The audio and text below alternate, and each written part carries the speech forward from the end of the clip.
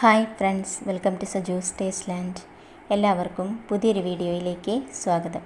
ഇന്ന് ഞാൻ വന്നിരിക്കുന്നത് കുട്ടികൾക്കും മുതിർന്നവർക്കും എല്ലാവർക്കും ഒരുപോലെ യൂസ്ഫുൾ ആയിട്ടുള്ള നല്ലൊരു വീഡിയോ ആയിട്ടാണ്.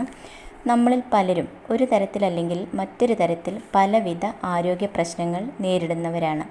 മാറി വരുന്ന കാലാവസ്ഥാ വ്യതിയാനങ്ങളും നമ്മുടെ ജീവിത രീതികളും അതുപോലെ ഭക്ഷണക്രമവുമെല്ലാം വളരെ പെട്ടെന്ന് തന്നെ നമ്മളെ രോഗാവസ്ഥയിലെത്താൻ കാരണമാവാറുണ്ട്.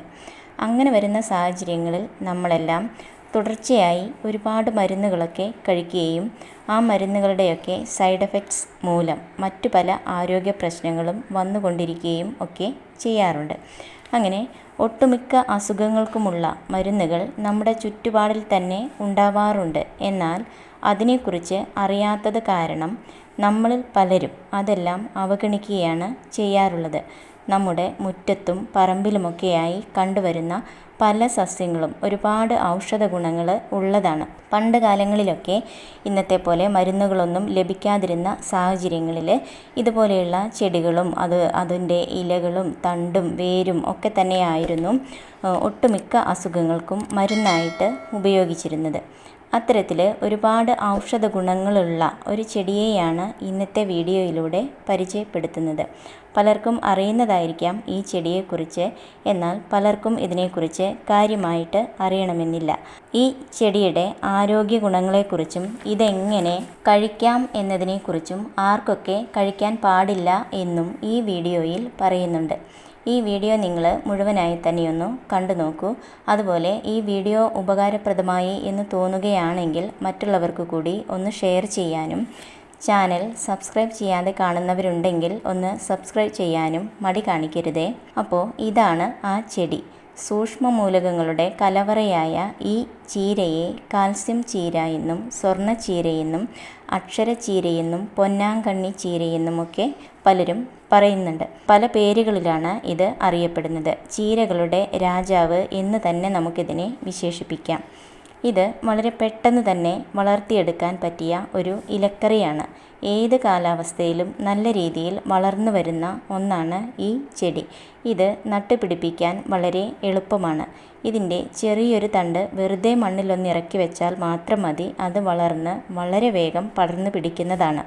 ഇത് വളർത്തിയെടുക്കാൻ പ്രത്യേക പരിചരണമൊന്നും ആവശ്യമായിട്ട് വരുന്നില്ല. പ്രത്യേകിച്ച് വളമോ മറ്റു കാര്യങ്ങളോ ഒന്നും തന്നെ നമ്മൾ ചെയ്യേണ്ടതായിട്ട് വരുന്നില്ല. വെറുതെ മണ്ണിലൊന്ന് ഇറക്കി വെച്ച് കൊടുത്തു കഴിഞ്ഞാൽ നട്ട് കഴിഞ്ഞാൽ വളരെ പെട്ടെന്ന് തന്നെ പടർന്ന് പന്തലിച്ച് ഒരു 10-15 ദിവസത്തിൻ്റെ ഉള്ളിൽ തന്നെ ധാരാളം ഇലകളൊക്കെ വന്ന് ശാഖകളൊക്കെ വന്ന് നല്ല രീതിയിൽ അതങ്ങോട്ട് വളർന്നു വരുന്നതായിരിക്കും. അപ്പോൾ നമുക്കിത് നല്ല രുചിയുള്ള ഒരു ഇലക്കറിയായിട്ടാണ് ഇത് കാണുന്നത്. അതുപോലെ നമുക്കിത് പല രീതിയിൽ നമുക്ക് കഴിക്കാവുന്നതാണ്. ഇതിൻ്റെ നല്ലൊരു റെസിപ്പി കൂടി ഞാൻ ഈ വീഡിയോയിൽ ഉൾപ്പെടുത്തുന്നുണ്ട്. അതുകൊണ്ട് തന്നെ നിങ്ങൾ ഈ വീഡിയോ സ്കിപ്പ് ചെയ്യാതെ മുഴുവനായിട്ട് തന്നെയൊന്ന് കണ്ടു നോക്കണേ. അപ്പോൾ ഇതിൻ്റെ ആരോഗ്യ ഗുണങ്ങൾ ഓരോന്നായിട്ട് നമുക്കൊന്ന് കണ്ടു നോക്കാം. മറ്റ് ഇലക്കറികളെ പോലെ തന്നെ എല്ലാ ഗുണങ്ങളും ഉള്ളതാണ് പൊന്നാങ്കണ്ണി ചീരയ്ക്കും. ഇതിൽ വൈറ്റമിൻ എ, ബീറ്റാ കരോട്ടിൻ എന്നിവ ധാരാളമായിട്ട് അടങ്ങിയിട്ടുണ്ട്. അതുകൊണ്ട് തന്നെ ഇത് കഴിക്കുന്നത് കണ്ണിൻ്റെ ആരോഗ്യത്തിന് വളരെ നല്ലതാണ്. കാഴ്ചശക്തി നന്നായി നിലനിർത്താൻ ഇത് കഴിക്കുന്നത് ഗുണകരമാണ്. അതുകൊണ്ട് നമ്മുടെ കണ്ണിനുണ്ടാകുന്ന ഒട്ടുമിക്ക ആരോഗ്യ പ്രശ്നങ്ങൾക്കും ഇത് നല്ലൊരു പരിഹാരമായിട്ട് കണ്ടുവരുന്നു. ഇത് കഴിക്കുന്നത് കണ്ണിന് വരുന്ന നിശാന്തത മാറ്റാൻ സഹായിക്കുന്നുണ്ട്. അതുപോലെ നാഡികൾക്കും ഇത് കഴിക്കുന്നത് കൊണ്ട് വളരെയധികം ഗുണം ചെയ്യുന്നുണ്ട്. ഇനി അടുത്തത് നമ്മൾ പൊന്നാങ്കണ്ണി ചീരയിൽ vitamin C, vitamin B, B2, B3 എന്നിവ ധാരാളമായിട്ട് അടങ്ങിയിട്ടുണ്ട്. ഇത് നല്ല രീതിയിൽ മൂത്രം പോവാനായിട്ട് സഹായിക്കുന്നു. അതുകൊണ്ട് അങ്ങനെയുള്ള പ്രോബ്ലംസൊക്കെ ഉള്ളവർക്ക് ഈ ചീര കഴിക്കുന്നത് വളരെയധികം ഗുണം ചെയ്യും. ശരീരത്തിൽ നീര് വരുന്ന അവസ്ഥയുള്ളവർക്ക് ഇത് കഴിക്കുന്നത് വളരെ നല്ലതാണ്. അതുപോലെ ഇത് മ്യൂക്കസ് മെംബ്രെയിനിലുണ്ടാകുന്ന നീർക്കെട്ട് തടയാൻ സഹായിക്കുന്നു. അതുപോലെ ഉദര സംബന്ധമായിട്ടുണ്ടാകുന്ന രോഗങ്ങൾക്കും ഇത് കഴിക്കുന്നത് വളരെ നല്ലതാണ്. ദഹന പ്രശ്നങ്ങൾക്കും ഇത് വളരെയധികം ഗുണം ചെയ്യും. അതുകൊണ്ട് തന്നെ ഇത് കഴിക്കുന്നത് മലബന്ധം തടയാൻ സഹായിക്കുന്നു. അതുപോലെ ഗ്യാസ് ട്രബിൾ പ്രോബ്ലം ഉള്ളവർക്ക് ഇത് കഴിച്ചാൽ വളരെയധികം ആശ്വാസം ലഭിക്കുന്നതാണ്. അതുപോലെ കുടലിലുണ്ടാവുന്ന ആരോഗ്യ പ്രശ്നങ്ങൾക്കും പൈൽസ് രോഗത്തിനും ഫിഷർ രോഗത്തിനും പൊന്നാങ്കണ്ണി ചീര കഴിക്കുന്നത് വളരെയധികം നല്ലതാണ്. അടുത്തതായിട്ട് അൾസറിനും പൊന്നാങ്കണ്ണി ചീര വളരെയധികം നല്ലൊരു മരുന്നാണ്.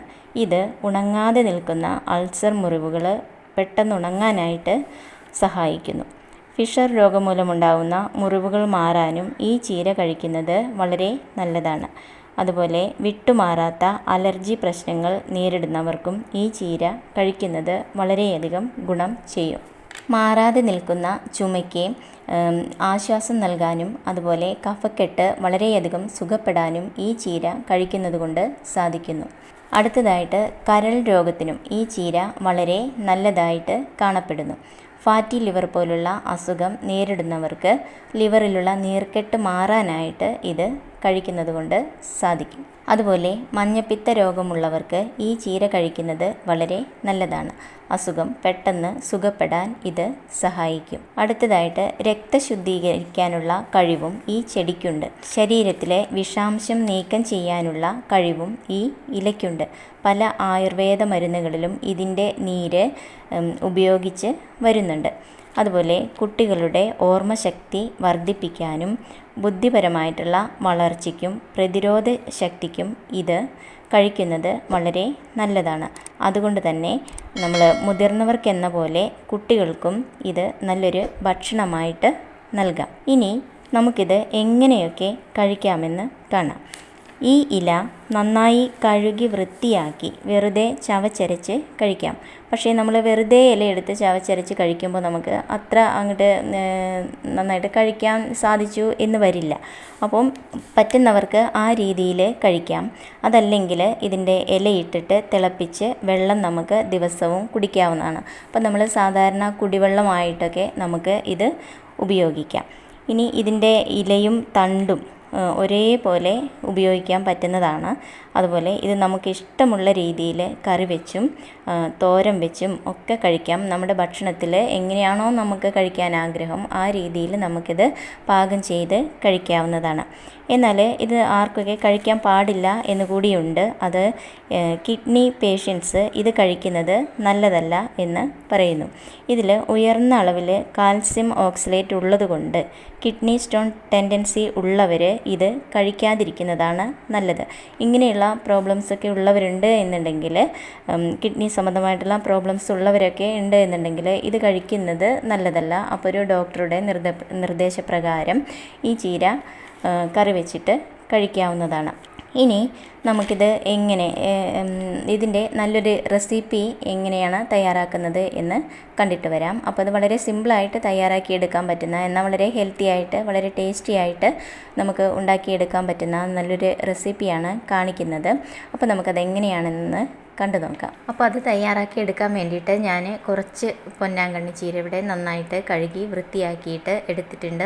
അപ്പോൾ അത് ഇതേ രീതിയിലാണ് ഇരിക്കുന്നത്. അപ്പോൾ അതിൻ്റെ ഒരുപാട് മൂത്ത് പോയതായിട്ടുള്ള തണ്ടുകൾ എടുക്കരുത്. ഇളം തണ്ടുകൾ നമുക്കത് തയ്യാറാക്കാൻ വേണ്ടിയിട്ട് എടുക്കാവുന്നതാണ്. അതുപോലെ തന്നെ ഇലകൾ നമുക്ക് ആ രീതിയിൽ തന്നെ നമുക്ക് എടുക്കാവുന്നതാണ് കേട്ടോ. അപ്പോൾ അതിൽ പ്രാണികളോ പൊടികളോ ഒക്കെ ഉണ്ടെന്നുണ്ടെങ്കിൽ അതൊക്കെ നമ്മൾ നന്നായിട്ട് തന്നെ ക്ലീൻ ആക്കിയിട്ട് എടുക്കണം. നല്ലപോലെ 2-3 പ്രാവശ്യമൊക്കെ ആയിട്ട് വാഷ് ചെയ്തതിന് ശേഷം നമുക്ക് ഇതേപോലെ എടുക്കാവുന്നതാണ്.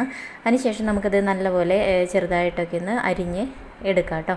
അപ്പോൾ ഒരുപാടൊക്കെ തയ്യാറാക്കുന്നവരുണ്ട് എന്നുണ്ടെങ്കിൽ ആ രീതിക്ക് നമ്മൾ അതിൻ്റെ അളവുകളും കാര്യങ്ങളൊക്കെ നമ്മൾ ആ ഒരു രീതിക്ക് എടുക്കുക. അപ്പോൾ ഞാൻ ഈ ഒരു ഇത്രയും ഇലകൾ വെച്ചിട്ടാണ് ഞാൻ ഈ ഒരു റെസിപ്പി തയ്യാറാക്കിയിട്ട് കാണിക്കുന്നത് കേട്ടോ. അപ്പോൾ അതിന് വേണ്ടിയിട്ട് ഞാനിപ്പോൾ ഇവിടെ ഒരു പാന് സ്റ്റൗവിൽ വെച്ചിട്ടുണ്ട്. അതിലേക്ക് വെളിച്ചെണ്ണയാണ് ചേർത്ത് കൊടുത്തിരിക്കുന്നത്. എന്നിട്ടൊരു 10 ചെറിയ ഉള്ളി ഇതേപോലെ ചെറുതായിട്ട് അരിഞ്ഞത് നമുക്കതിലേക്ക് ചേർത്ത് കൊടുക്കാം. എന്നിട്ട് ജസ്റ്റ് നന്നായിട്ടൊന്ന് വഴറ്റിയെടുക്കുക കേട്ടോ. അപ്പോൾ വെളിച്ചെണ്ണയിൽ തന്നെ തയ്യാറാക്കിയെടുക്കുക. അതാണ് ഒന്നുകൂടി ടേസ്റ്റായിട്ട് ഉള്ളത്. അപ്പോൾ നമുക്ക് ഈ ചെറിയ ഉള്ളിക്ക് പകരമായിട്ട് സവോള വേണമെന്നുണ്ടെങ്കിലും എടുക്കാവുന്നതാണ്. അത് ഇതേപോലെ അരിഞ്ഞിട്ട് കുറച്ച് ചെറുതായിട്ട് അരിഞ്ഞിട്ട് നമുക്കൊന്ന് വഴറ്റിയെടുക്കാം. ഒരുപാട് അങ്ങോട്ട് ബ്രൗൺ ആയിട്ട് കളർ മാറണ്ട, ജസ്റ്റ് ഒന്ന് വഴന്ന് കിട്ടിയാൽ മാത്രം മതി. അതിനുശേഷം നമ്മൾ അരിഞ്ഞു വെച്ചിരിക്കുന്ന ഈ പൊന്നാങ്കണ്ണി ചീര നമുക്കതിലേക്ക് ഇട്ട് കൊടുക്കാം. അതിനുശേഷം നമുക്കത് നല്ലപോലെ ഒന്ന് ഇളക്കി യോജിപ്പിച്ച് എടുക്കാം കേട്ടോ. അപ്പോൾ ജസ്റ്റ് ഒന്ന് വാടി കിട്ടണം ആദ്യം. അതുവരെ നമുക്ക് ഒന്ന് ഇതേപോലെ ഒന്ന് ഇളക്കി കൊടുക്കട്ടോ. അപ്പോൾ നമുക്ക് പെട്ടെന്ന് തന്നെ തയ്യാറാക്കി എടുക്കാൻ പറ്റുന്നതാണ്, അധികം വേവൊന്നും ഇല്ലാത്തതാണ് ഇലക്കറികൾക്കൊക്കെ. അപ്പോൾ നമുക്ക് വളരെ സിമ്പിളായ രീതിയിൽ നമുക്ക് തയ്യാറാക്കി എടുക്കാൻ പറ്റുന്നതാണ്. ഇപ്പോൾ അത് നന്നായിട്ടൊന്ന് ഇളക്കി എടുത്തിട്ടുണ്ട്. ഇനി നമുക്കതൊരു അല്പസമയം ഒന്ന് മൂടി വയ്ക്കാം. ആ ഒരു സമയത്തിന് നമുക്ക് ഇതിലേക്ക് വേണ്ടുന്ന അരപ്പൊന്ന് തയ്യാറാക്കി എടുക്കണം. അപ്പോൾ അതിന് വേണ്ടിയിട്ട് ഞാൻ കുറച്ച് തേങ്ങ എടുത്തിട്ടുണ്ട് കേട്ടോ. അപ്പോൾ ഒരു പിടി തേങ്ങ അത്രയേ ഉള്ളൂ ഞാൻ ഇതിലേക്ക് എടുത്തിട്ടുള്ളൂ. ഇനി 2 ചെറിയ വെളുത്തുള്ളി കൂടി എടുത്തിട്ടുണ്ട്. ഇനി ഞാനിതിലേക്ക് ഒരു 2 ചെറിയ ചുവന്നുള്ളി കൂടി ചെറിയ ഉള്ളി കൂടി ചേർക്കേണ്ടത്. എന്നിട്ട് എരിവിന് ആവശ്യമായിട്ടുള്ള കാന്താരിമുളകാണ് ഞാൻ എടുത്തിരിക്കുന്നത്. എന്നിട്ട് കുറച്ച് മഞ്ഞൾപ്പൊടി, അതുപോലെ തന്നെ ആവശ്യത്തിനുള്ള ഉപ്പ്, ഇതെല്ലാം കൂടി ചേർത്തിട്ട് ജസ്റ്റ് ഒന്ന് ഒതുക്കിയെടുക്കുകയാണ് ചെയ്യുന്നത് കേട്ടോ. അപ്പോൾ നമ്മുടെ ഈ ഒരു ചീര നന്നായിട്ട് തന്നെ വാടി നല്ലൊരു രീതിയിൽ നമുക്ക് വന്നിട്ടുണ്ട്. ഇനി നമ്മൾ റെഡിയാക്കി വെച്ചിരിക്കുന്ന ഈ ഒരു അരപ്പ് നമുക്കിതിലേക്ക് ചേർത്ത് കൊടുക്കാം. എന്നിട്ട് വീണ്ടും നന്നായിട്ടൊന്ന് മിക്സ് ആക്കിയിട്ട് എടുക്കാം കേട്ടോ. നമ്മളിതിലേക്ക് ഒട്ടും തന്നെ വെള്ളം ചേർക്കേണ്ട കാര്യമില്ല. ഇതിൻ്റെ ഈ ഒരു ആവിയിൽ തന്നെ നമുക്ക് ഈ ഒരു ഇല നന്നായിട്ട് തന്നെ വെന്ത് കിട്ടുന്നതായിരിക്കും. വളരെ ടേസ്റ്റി ആയിട്ട് കിട്ടാനും നമ്മളിതിലേക്ക് വെള്ളം ചേർക്കാതിരിക്കുന്നതാണ് നല്ലത് കേട്ടോ. അപ്പം തോരനൊക്കെ തയ്യാറാക്കുമ്പോൾ തീർച്ചയായിട്ടും ഈ രീതിയിൽ തന്നെ തയ്യാറാക്കി എടുക്കുക. എന്നിട്ട് 1 മിനിറ്റ് നേരത്തേക്ക് നമുക്കൊന്ന് മൂടി വെക്കാം കേട്ടോ. എന്നിട്ട് വീണ്ടും നല്ലപോലെ ഒന്ന് ഇളക്കി ഒന്ന് മിക്സ് ആക്കിയിട്ട് എടുക്കുക. അപ്പോൾ കണ്ടില്ലേ, നല്ല സൂപ്പറായിട്ട് തന്നെ നമുക്ക് നല്ലൊരു റെസിപ്പി നമുക്ക് തയ്യാറാക്കി എടുക്കാനായിട്ട് സാധിച്ചിട്ടുണ്ട്. വളരെ ഹെൽത്തിയാണ്, വളരെ ടേസ്റ്റിയാണ്. ഒരുപാട് ആരോഗ്യ പ്രശ്നങ്ങൾ നമുക്ക് ഒഴിവായി കിട്ടുന്നതാണ്. ഇത് നമ്മൾ നമ്മുടെ ആഹാരത്തിൽ ഉൾപ്പെടുത്തുകയാണ് എന്നുണ്ടെങ്കിൽ, അപ്പോൾ ആഴ്ചയിലൊക്കെ ഒരു 2-3 പ്രാവശ്യമൊക്കെ ആയിട്ട് നമുക്കിത് കഴിക്കാൻ സാധിക്കുമെന്നുണ്ടെങ്കിൽ നമുക്ക് വരുന്ന ഒട്ടുമിക്ക ആരോഗ്യ പ്രശ്നങ്ങളും മാറ്റിയെടുക്കാനായിട്ട് സാധിക്കും. അതുപോലെ തന്നെ നമ്മുടെ കണ്ണിൻ്റെ കാഴ്ചശക്തി വളരെ നന്നായിട്ട് കൊണ്ടുപോകാനായിട്ട് നമുക്കത് വളരെയധികം ഹെൽപ്പ് ചെയ്യുന്നതായിരിക്കും. അപ്പോൾ ഈ റെസിപ്പി നിങ്ങൾക്ക് ഇഷ്ടമായിട്ടുണ്ടാവുമെന്ന് വിചാരിക്കുകയാണ്. അതുപോലെ ഈ വീഡിയോ നിങ്ങൾക്ക് ഇഷ്ടമായിട്ടുണ്ടെന്നുണ്ടെങ്കിൽ ഒന്ന് ലൈക്ക് ചെയ്യാനും, അതുപോലെ മറ്റുള്ളവർക്ക് കൂടി ഇതൊന്ന് ഷെയർ ചെയ്യാനും, അതുപോലെ നിങ്ങളുടെ അഭിപ്രായങ്ങൾ അറിയിക്കാനും മറക്കരുത്. ചാനൽ ഇതുവരെ സബ്സ്ക്രൈബ് ചെയ്യാത്തവരുണ്ടെങ്കിൽ ചാനലൊന്ന് സബ്സ്ക്രൈബ് ചെയ്ത് വെച്ചോളൂ. തൊട്ടടുത്തുള്ള കുഞ്ഞു ബെല്ല് കൂടി ഒന്ന് എനേബിൾ ചെയ്യുകയാണെന്നുണ്ടെങ്കിൽ ഞാനിടുന്ന എല്ലാ വീഡിയോസും നിങ്ങൾക്ക് അപ്പം തന്നെ നിങ്ങളുടെ ഫോണിലേക്ക് കിട്ടുന്നതായിരിക്കും. ഇനി പുതിയൊരു വീഡിയോയിൽ കാണാം. Okay, thank you, by.